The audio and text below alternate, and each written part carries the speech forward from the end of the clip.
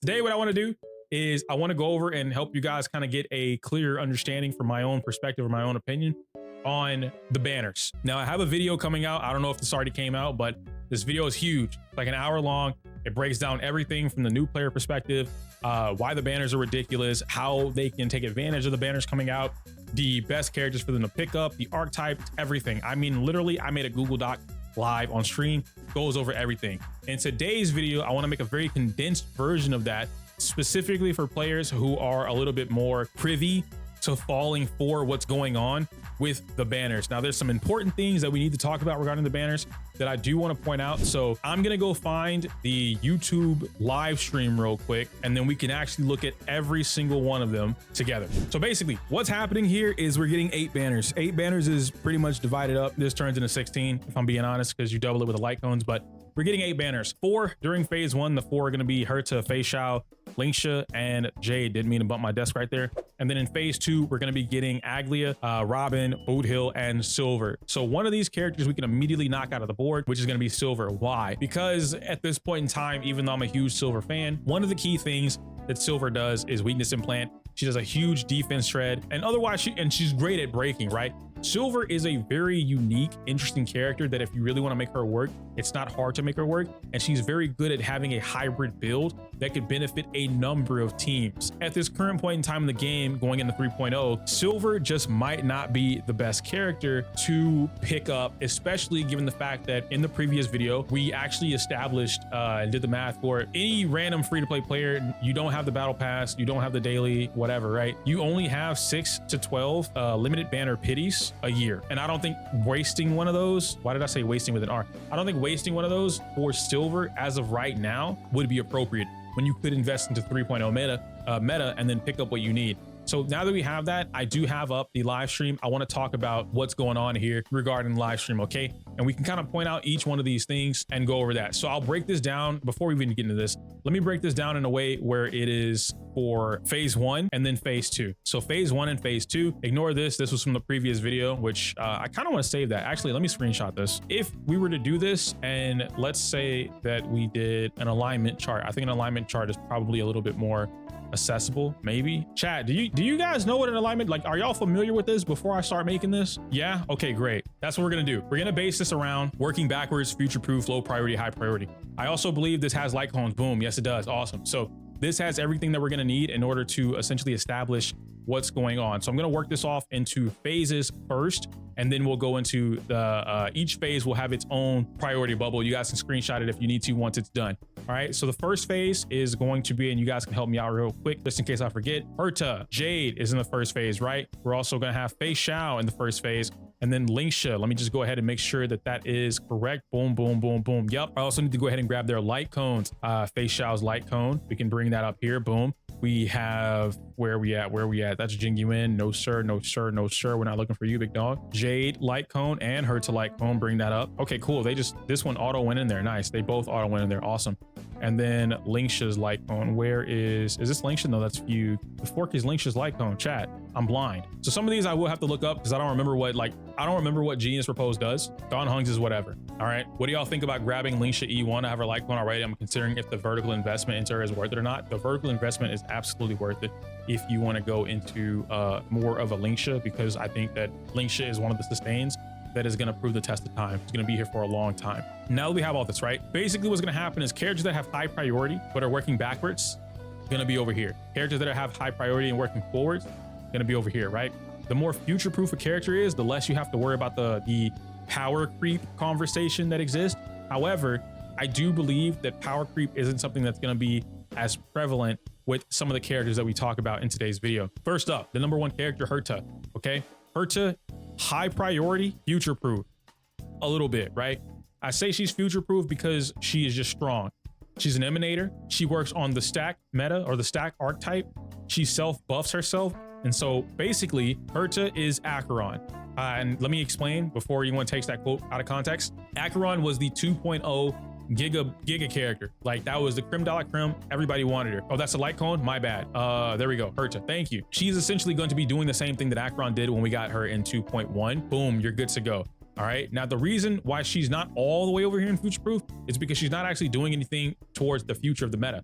This does not mean that stacks won't get buffed, right? Stack archetype is something that's a little new. It's still fresh to a degree with new characters coming out and getting these new stacks every so often. So it's possible that we will get something in the future that could support the stack-based meta, and that's totally fine. Boom, there's that, and she's good to go. Her light cone, they haven't revealed that yet, right? I don't want to talk about that. So that's the only one that I won't talk about. No? Okay, great. Where do I go to read the rest? What website are we using for light cones? This one, I'm probably gonna just put here, you know, in the middle of her, just for the sake of it, all right? Just for the sake of having them matched up, I'm gonna put them there. We're not gonna talk about what this light cone does over the video because that's getting into leak territory, and I don't want to necessarily go with that. Fei Xiao, high priority, right? Very, very similar in damage, if not higher. Same bubble, stack meta, follow-up attacks, but it's a little different because Fei Xiao is at her peak right now, or one of her peaks. I should say it that way. I think this character is gonna get another bump. I think if the same thing happens with the Herta and we get a stack meta, I think she's gonna get a bump. I think if we get a character that focuses on true damage while also buffing up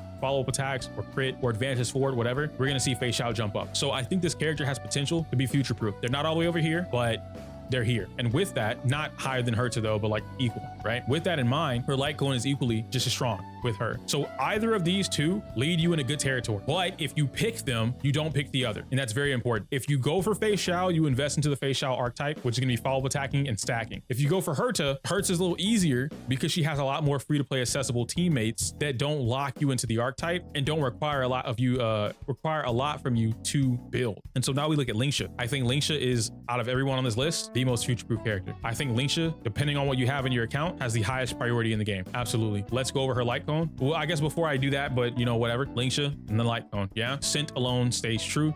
Gonna increase the wearer's break effect by X%, 60%. After the wearer uses their ultimate to attack enemy targets, inflicts the target with the woe-free state, lasting for 2 turns. Woe-free is going to not only increase the damage they take, but it's also going to increase the break effect, because that damage taken additionally based off whatever the current wearer's break effect being 150% or higher. So this is pretty big universally, because normally what this would mean, or normally how this would read for like a break-centric character is, hey, this is going to increase their break effect or break damage, and then all break damage done to this attack or done to this enemy is going to be increased by this amount. But what Lingxia is doing is increasing all of the damage taken by whatever's going on.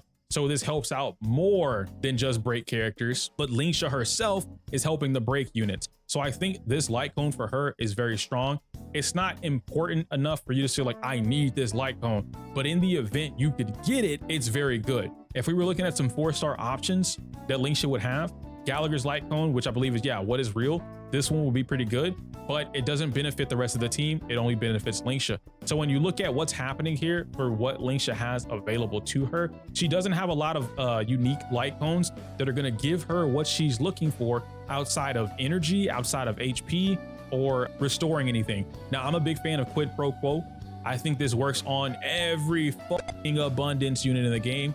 Big fan of that. So you could always rock out with Quid Pro Quo. It's free. You could S5 it, call it a day, and you're done. Shared Feeling is another one that's pretty good.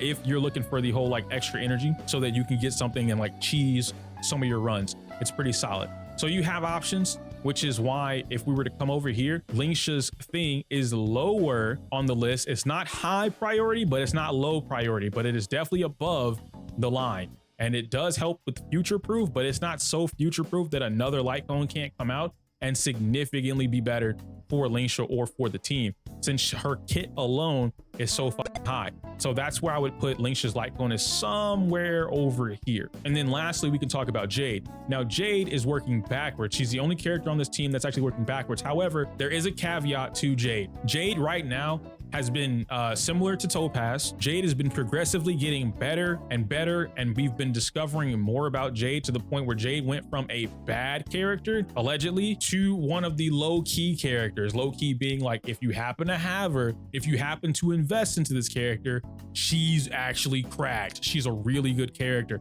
So when you're investing into Jade, even though you're working backwards because she's been out here since early 2.0, because of the way the game is shaping up, because of the new characters coming out, working backwards actually is going forward for this character. But she's not a high priority. Jade is a low priority right now until we discover some insanely cracked stuff. She's down here, probably somewhere. You can get away without Jade, especially when you're rocking Herta. As we said, you can go with Serval, you can go with Little Herta, which further limits you needing Jade or feeling like you need Jade, Fei Xiao can go with March 8th, the best 4-star in the game. You can go with Moza. Usually Fei Xiao's banners always have Moza on them, so you have another option there. And then you have Topaz as well, which has a higher priority than Jade. Or maybe you can go even and even, right? Like you can do 50-50, but she's down here, so it is what it is. So it's kind of safe to say she's in the middle. If you needed something to be a little bit more safe, like a safe zone, boom, there you go. Now, the rest of these light cones, this one, working backwards, low priority, you're gonna get it for free. Doesn't really matter. You use it if you got it. Genius Repose, I genuinely don't remember what Genius Repose does. Increase the wearer's attack by 16%. When the wearer defeats an enemy, the wearer's crit damage increases by 24% for 3 turns. Ooh, this is great. This is great. Nice. Really good stuff. Hold on, wait a minute. Genius Repose, we could put that over here, somewhere over here, right? I'd say it goes right here. That's a nice light cone for y'all. Yeah. Next up, we have Japar's baby sister protecting him.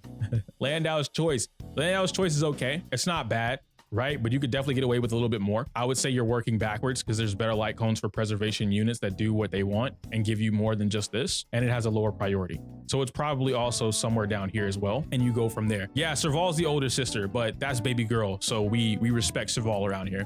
You know what I'm saying? I feel like everything gives crit damage nowadays. It's good. Genius Repose is really good because Erudition has a lot of great light cones that you could kind of like pick and choose what you want to use from. But there's also a lot of characters for Erudition that want the same stuff or similar stuff. So, you know, having more options to be able to give, for instance, we just talked about Serval.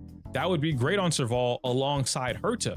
Or that would be great with the little Herta alongside big Herta. Who up reposing they genius? Yo, what the fuck? What up, Leo? How you doing? So this would probably be what I would say for the current phase 1 characters. And you guys can, I'll screenshot it as well in case anybody wants to see it or save it. You guys want to spread that around. But this is most likely how I would categorize this. Now, if we break this down a step further and we look into this a little bit more, we can talk about why some of these characters have higher priorities for a newer player, which is just straight up gonna be the fact you're looking at this from a team-based perspective. So if you pull Linksha, how does she benefit your account to the point where you can get away without having some of the other limited characters? If you pull Herta, how does she benefit your account so that you can play a Herta team without a lot of limited characters so that you can prep, build, and plan? Because we have the whole 8 banner thing going on right now, right? This is very important to deal with so that you kind of figure out what the hell is going on. You pick and choose exactly what you're doing. Are you even using Serval for damage though? Yes. If we're talking about like Tyron, if we're talking about this particular thing here, when I mentioned Serval being better for free to play, a lot of players, I won't say a lot of players, some players think that Serval is weak or not good, when in actuality, Serval is very great. One of the key reasons Serval is an amazing player, especially for Herta, which Herta wants the Erudition for as the stacks work out, you know, more players are doing stuff that's giving her more energy. Now, more massive AoE, right? More AoE hits is helping her funnel up her stacks, funnel up her energy, whatever the case may be, whatever's built into her kit. Serval gets her ultimate, if you build her right, if you use a certain build, Serval gets her ultimate in 1 turn. So if she's getting her ultimate pretty much every turn or every other turn, depending on how you're playing her, she can be SP positive or SP neutral, I should say. She always hits AoE. Her ult spam is crazy. She's able to be built off of crit, and she has a little bit of shock DOT built into her kit. It's a great unit. For free? For free? That's a great unit to have built into it. You know what I mean? And so you add that with the Herta. Herta is already looking to be a very strong character. Like I said, she's equivalent to this, which is Fei Xiao. She's equivalent to where Acheron is, if not stronger. Yun Li, you can go down the list. Even Aglia, when Aglia comes out, she might be equivalent to that. So having free options that give you damage and usability for your team, that's one of the things that's very important. Like I said, we talked about this in the previous video that we just got through recording. One of the key things that you always want to pay attention to when it comes to team building, there's a lot of stuff, but it's important. You need to be very mindful of what you're building, especially as a free to play, because of this one thing here. Let me actually put this in bold. You can't waste pools. That's something that a lot of players don't understand. Like, no one's really pointing out the math behind this, which I understand, but you can't waste pools. So if someone were to grab Herta and then they say, okay, cool, I'm gonna go for Jade, but then they lose the 50-50 on Jade and they don't get enough to get Jade before she goes away, you just wasted pools, right? Like, even though you built pity towards something else, you could have gotten whatever you wanted outside of that. Getting nothing is bad for free to plays because you only get 6 to 12. Actually, for getting nothing, you get 6 chances to get nothing and then receive what you want. That's not a good thing when you're looking at this from all of the effort and time and stuff that you put into it, let alone the fact that because, as I called earlier, because of the way the game's direction is going and they're trying to counter the more seasoned player, the zero cycles, the players that spend money on the game, they improve their characters, their teams, whatever. They just know how to play better. Because the developers are trying to counter them, they've implemented the bullshit called HP inflation. HP inflation is one of the key reasons why newer players or the average player is feeling this issue right now. And a lot of them are like, oh man, power creep, power creep. Their game is ruined because power creep. No, that isn't inherently the problem. The problem is A, you're over here at D. Before we get to the letter D, we need to go through A, B, C before we get to D, right? And so there's a couple other problems that happen that need to get addressed first, and then we can get to D. Because power creep is here. Power creep can be a problem, but there are ways to mitigate the power creep that, unfortunately, because the game, you know, the developers want money, obviously, the games are not going to be telling you how to mitigate this stuff so that you don't feel the effects of that. And that's why I would have them where they are now. But this is essentially where this would be. Now, if we were to talk about the second phase, Aglia. Oh, wait. I actually forgot. Hold on. This is important too. We forgot about this. Who are these? Asta, Natasha, Moza. There we go. Asta, Moza, Natasha. Let's talk about these 3 real quick. The 4 stars. This is very important too. 4 stars are important. Moza, if you're playing follow-up attacking comp, getting multiple copies of Moza with Fei Xiao, Topaz, Dr. Ratio, if you had them for free, Moza has a very high priority. If you don't, and you're not playing that, Moza's priority is super low, but he is essentially future-proof or future-proof for now. So I'm going to put Moza over here in the middle. Natasha's priority is insanely low, and you're absolutely working backwards, like beyond backwards, right? Her being here, it's not worth it. Asta is also working backwards, but she is a great harmony unit that works in a multitude of comps when you don't have other characters like Robin or Sunday or Branya, because she's able to give the entire team a massive speed boost and an attack boost at the same time. She helps break meta or break teams. You could have her be somewhere over here, not as high as, oh, and then I didn't even talk about Jay's light cone. Jay's light cone is high priority as fuck. This light cone is stupid. So yeah, working backwards is somewhere over here with Asta. Now we can talk about the other characters and Aglia. There we go. So now we're moving on to phase 2. Phase 2 is a little bit of a tougher decision if you weren't already prepared for it. Phase 2 is really easy to skip or easy to decide if you have been playing the game at a more efficient level and you've been making proper decisions. So phase 2 ends up happening. Let's talk about the queen in the room here, Aglia. Aglia is more than likely the most future-proof character in the game right now out of what we have so far, because she is literally the new meta. Everything that's going to happen from this point forward will have something to do with her.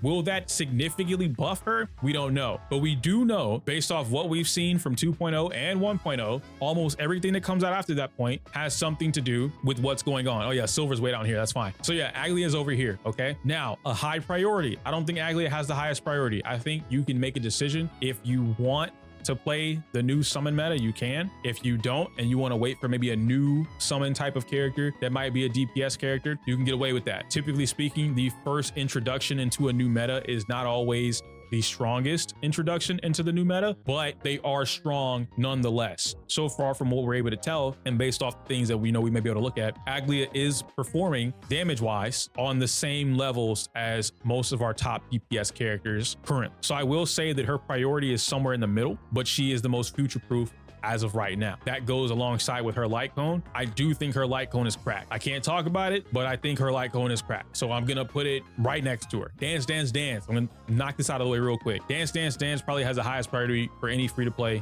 in the game. That's going up here somewhere, okay?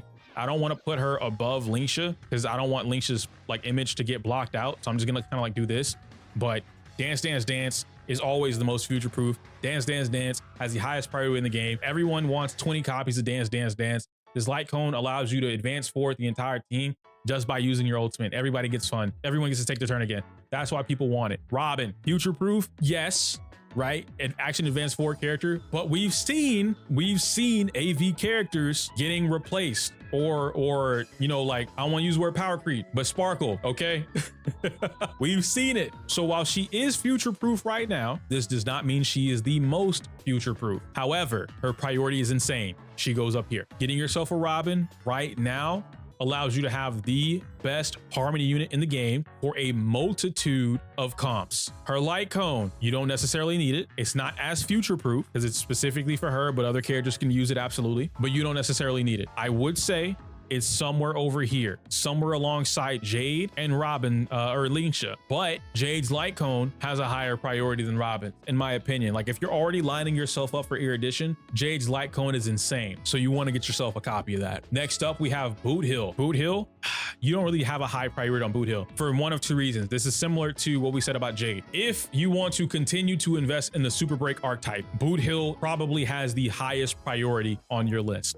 Why? Because Boot Hill is the only Super Break character currently in the game that is a hybrid outside, like a limited character, I should say that, a limited character that is a hybrid and also is able to perform with or without Super Break. Boot Hill has his own version of Super Break built into his kit, which multiplies on top of regular Super Break. And due to the fact that we have Fugue currently on the banner, this excels Boot Hill's capabilities. Not only does this make Boot Hill easier to play, not only does Fugue make Boot Hill more accessible to the free-to-play audience and easier to pilot without having to get into too much learning the technicalities behind Boot Hill combos, if you will, or different types of rotation, speed tuning, whatever the case may be, but she also keeps him a bit more future-proof. And then on top of that, Boot Hill also works in a crit-based meta. Now, his crit's nothing crazy. You're not really getting away with that. But what this allows you to do is now you can give him a crit-based AV like Sunday or Branya, which would further increase his crit damage. So when they're not broken, he can get away with that. And you could also run with Fugue, no sustain, which then turns into every single time I shoot my bullet, something's getting broken, they're dead. Every single time I shoot my big bullet and I say, hey man, this is a wanted poster. Yeah, bro, GG's. Bam, they're getting delayed. Everyone on the ideal Boot Hill team, which was going to be Sunday, Boot Hill, Fugue, and May, no sustain. Why? Because May delays the enemy, Fugue delays the enemy, Boot Hill delays the enemy, and Sunday advances Boot Hill. A lot of what's happening here, if you want to play Super Break and you don't want to be locked out of options like you will if you play with Firefly, because of the whole HMC thing, Boot Hill has the highest priority for you. But if you don't care about Super Break at all, Boot Hill has the lowest priority for you. But as of right now, because Super Break is one of the easier comps to play, I'm going to put Boot Hill in a high priority for my Super Break wanners. He's very versatile, exactly. And he is future-proof. He's not future-proof than the other 3 characters that we have right here, but due to Fugue, he is more future-proof. His light cone, low priority. Why? Because Boot Hill is one of the more versatile characters that does ridiculous damage without his light cone. And when I say without it, I mean we have all done, well, I don't know about everybody, but we as creators, since the CE server with Boot Hill, have all done multiple 0 cycles, or I won't say zeros. Well, we've done maximum 2 cycles. Now, we did have 0 cycles. Moon has one on her channel with no light cone. I have accidentally 1 cycled with no light cone with Boot Hill, just because I forgot to put it on him. This character is dumb. He is really good. So you don't need his light cone. You can work without his light cone. And even myself on my own account, because I didn't pull his light cone, I'm playing River Flows in Spring, which is a 4-star light cone that I think we got for free from an event or a random gift. I don't remember, but I'm playing that with my Boot Hill. You don't need his light cone. It is a low priority. However, it would be nice if you had it. So we're going to put that closer towards future proof instead of working backwards. I don't know what this light cone does, this destruction light cone. Is this currently in the game chat? Oh, it's remembrance. This is remembrance. Okay, so I don't know what this does. We don't have this. It is a remembrance light cone. I'm just going to slap it over here in the middle. It could be anything. Yeah, no, Bromar, his light cone's insane. Don't get me wrong. Like if anything, we could bump it this way, right? Low priority, but his like defense shred, the speed boost, his light cone's insane for him, for sure, but you could get away with not having it. And this goes into what we talked about earlier, right? Where we have 6 to 12 pities a year. And with the concept of 8 banners running simultaneously or 4 banners running simultaneously, Boot Hill has a higher chance of coming back on a banner that you don't need to pull so much on. Right now, there's a lot of priorities. I don't agree with this priority list, right? 1, 2, 4, 8, whatever. I don't agree with this. If I had to prioritize things in a matter of like which characters have my highest priority, we didn't talk about silver because silver is irrelevant. And I hate to say that. I really hate to say that. I really do. So if I were prioritizing this, who would have the highest priority for me personally? Linksha. If I were to give you guys a second priority on who would be the highest pickup, it would either be Aglia, or actually I lie, Fei Xiao or Herta. Me personally, I'd probably say Herta because she's new. She's a new DPS. 9 times out of 10, they're gonna make more for her. So one of these two would be my next pickup, right? Depending on whatever you get. Oh shit, you're right, Robin. Hold on, wait. Here we go. Boom, boom, boom, boom, boom. There we go. 4th would be Aglia or Aglia. 5 would be Boot Hill. 6 would be Jade. 7 would be Silver. And yeah, you know, like that is fair too, Yule. It's hard to say just Robin is like the priority because if you grab Sunday, you probably don't need Robin. Now, granted, if you're running something like Aglia, you're preparing for Aglia, then yeah, you would want Sunday, Robin, Aglia, and then whatever sustain you want. But at the same time, you do have Linksha. Now, this is just my list, guys. At the end of the video or at the end of the day, if you disagree or you have your own, by all means, send it to me, tweet it at me, come in the Discord. Actually, come in the Discord. Fuck Twitter. Come in the Discord. Let me know your own thoughts and opinions. Comment down below. Let me know your own thoughts and opinions on what you think is your priority or the higher priority. This is what I think is the higher priority for new players or average players. Even players that are trying to like keep up with the meta or trying to get back into the meta. This is what I would recommend due to the reasons that I explained inside of the alignment chart here. And I think we did a pretty good job of explaining why these characters are where they are, why these characters and light cones are going where they are, and what you should be thinking about when picking up some of this stuff. Now, this was a condensed version of my video. Hopefully this video isn't like more than 20 or so minutes. It feels like it was, but I'm not entirely too sure. And this goes hand in hand with my new player rule set video. That's not the title of the video. I don't know what the title is, but this is just straight up to help newer players. All the information in here is to help out newer players. We went over the entire thing, all the different teams, the archetypes, so on and so forth, but you got to watch the video to see everything that we talked about and wrote out. Anyway, that's it for that video. All right, guys, I think we did a really good job with today's stuff. Awesome sauce. Like the video, comment, subscribe, all that fun stuff. I can't say my usual outro because it's inappropriate for YouTube. Smell you later. Why did I do that? You guys can't even see it. There we go. Anyway, I'm out of here. All right.